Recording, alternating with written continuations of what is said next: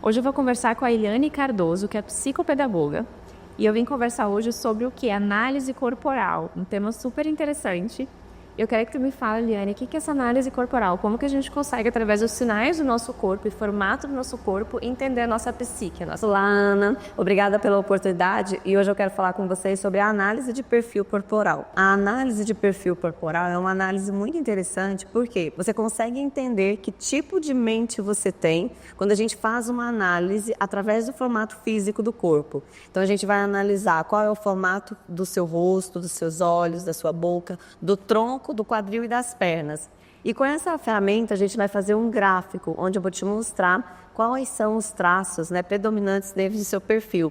E ali você vai entender mais como que é o seu comportamento, ou seja, na verdade, como você pensa, sente e age diante das situações. Os 5 tipos de comportamentos na medicina chinesa, que eu já comentei, que é o água, a madeira, o fogo, terra e o metal, também tem um tipo físico específico. Então, na água, por exemplo, vai ser aquela pessoa que suporta todas vamos dizer, as pressões, os pesos. Então, carrega o peso do mundo, a gente fala assim. Tem um formato mais quadrangular. Então, pessoas mais baixas, fortes, mais quadrangulares. É o esforçado.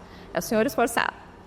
E que não gosta, inclusive, de ouvir queixas, Então, inclusive, você não consegue fazer tal coisa. Não, eu consigo. Eu sempre consigo e eu me dedico ao máximo a tudo que eu posso. Depois vem o madeira. O madeira, a gente fala que é o senhor nervosinho. Então, uma pessoa, geralmente, que ela tem tendões fortes, músculos fortes, é como se fossem 2 triângulos. Um triângulo superior e um inferior em formatos invertidos. Então, tem coxas fortes, todos os músculos bem avantajados. É uma pessoa muito estratégica, então nós falamos que é o general, o inovador, o criativo, mas é o nervoso também e o perfeccionista. E aí depois a gente vem para o tipo físico do fogo, que é o tipo físico do fogo, ele tem um triângulo só para cima, então geralmente tem um tórax bem avantajado, porque tem regência do coração, geralmente um rosto mais redondo e avermelhado. E são os falantes, são o senhor falante, ou comunicativo, então aquela pessoa que gosta de conversar, de falar, então tem essa eloquência, por assim dizer. Depois a gente tem o terra, que é o preocupado. Então, o preocupado é aquela pessoa que rumina muito, pensa muito. Por um lado, é bom, que é o intelectual, a pessoa que pondera, que modera sobre os assuntos, mas tende a ficar numa ruminação mental, pensamento circular. E com isso tem o formato redondo, porque a ruminação mental vai sobrecarregando o baço pâncreas e vai dando obesidade central. Então, tem um formato mais arredondado. E por último, a gente tem o senhor melancólico, ou o senhor sentimental, a senhora sentimental, que é um perfil físico mais longilíneo, alto, longilíneo, pálido, branco, tendendo a ser mais curvado, e a pessoa sensível, às vezes o artista, o poeta, então que vai ter uma captação, uma sensibilidade muito grande do mundo, mas também vai sentir as tristezas do mundo. Então é uma empatia grande, esses geralmente são os perfis típicos de artistas, mas tende a carregar também todo esse psiquismo, essa tristeza também que vem por compartilhar também as dores dos outros. Vamos fazer uma brincadeira aqui agora, pessoal. Eu vou analisar o perfil da Eliane. E aí, qual de perfil que eu tenho, Góis? Então, você tem os traços um pouco mais quadrangulares, a silhueta um pouquinho mais fechada aqui também, mas você tem braços bastante corpulentos. E você é um pouquinho mais baixo. Então, eu acho que você fica ali entre o água, porque você tem questão também de esforço, de suportar, de dificuldade talvez de aceitar a crítica de que você não consegue muitas coisas. E também do madeira, que é o estressado, que tem muita criatividade e inovação, mas tende a ter uma irritabilidade, uma raiva, mais tensão e estresse. Faz sentido, mas se a gente for fazer essa analogia aqui das duas análises, quando você fala assim, que eu trouxe para você, da questão do rígido, e aí o rígido é o perfeccionista, porque ele tem medo de errar, aí eu traria essa análise também. Porque aí eu acho que quando a gente faz essas duas percepções, que são duas visões, acaba dando uma diferençazinha. São visões diferentes. São percepções diferentes. Eu falo sobre isso, porque tem várias análises corporais, mas quando a gente fala medicina chinesa, eu tenho que entender só da medicina chinesa. Porque se eu quiser ficar fazendo comparações, vai ser difícil a gente chegar num ponto em comum. É verdade. Então, assim, no seu caso, por exemplo, na análise corporal, eu vejo também uma rigidez alta, que é essa questão, do perfeccionismo, da força de execução. Então, é aquela pessoa que, tipo assim, qualquer coisa que eu colocar na tua mão, você vai fazer, você vai executar. E, inclusive, às vezes, tem que analisar também sobre a dificuldade de delegar as coisas, Porque é aquela situação, eu delego, aí eu tenho que acompanhar. Mas me dá aqui que eu mesmo faço, porque vai sair muito melhor. Bem desse jeito.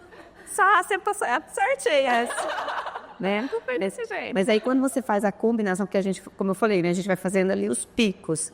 Então, ela tem essa questão, mas tem aquela oralidade também. Então, dentro da análise corporal, a gente vai falar de um oral de excesso e de um oral da falta. Acho que nós até conversamos já sobre isso.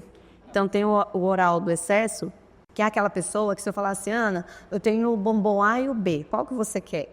O do excesso, eu falo assim, me dá os dois. Eu quero os dois. E né? da falta não precisa de nenhum. Não, é que é o C. Eu tenho o bombom A e o bombom B, qual que você quer? Eu queria o C. Aí fica sempre naquela sensação, às vezes, de insatisfação. Sabe aquela questão de que tudo acontece na sua vida, mas eu ainda estou insatisfeito, não consigo trazer, talvez, a gratidão? Então, tem essas questões também. Então, a gente vai fazer essa combinação dos traços, pensando sempre que você tem os 5. Mas como que eu estou vivendo a minha vida nesse momento? Eu estou vivendo numa zona de recurso ou estou vivendo na zona de medo, né, que é a zona de dor? Que aí, quando eu vivo numa zona de dor, o que acontece? Onde vai reverberar doenças físicas e emocionais. Por isso que eu comecei a fazer acupuntura, tá? O interessante é essa questão do feto, né? Que a gente já tem a transmissão de todos os nossos pensamentos e emoções para o feto. Que hoje tem vários estudos mostrando isso, chamado psiquismo fetal. E na acupuntura a gente já tem textos milenares falando sobre isso. Então, sempre pacientes que chegam grávidas ou querendo gestar, eu recomendo que dentro do possível, eu sei que o mundo é muito estressante, a vida é muito estressante, mas eu acho fundamental, né, que a gente faça um certo isolamento, uma certa bolha, por assim dizer, e uma comunicação clara da mãe com o feto. Porque muitas vezes não tem como a gente se privar de um estresse, uma irritabilidade, mas é importante que você comunique, nenê, não é com você, porque senão pode gerar um medo. Me fala um pouquinho sobre isso, Helena, porque eu sei que você entende também que esse medo e o que o nenê sente pode reverberar em comportamentos futuros, é isso? Exatamente. Inclusive, quando a gente está falando desse primeiro traço que é formado quando a criança está no útero ainda, é o esquizoide. Então, todo o universo ali, o que a mãe está pensando, a situação que a mãe está passando, isso vai gerar uma sensação na mãe que vai dar vai acontecer alguma coisa ali com aquele útero, né? E normalmente, em situações de estresse, de tensão, o que acontece com o útero? Ele vai contrair. E o mundo desse bebê ali hoje é o quê? Só o útero. Então a sensação que ele tem é: meu mundo não está bom.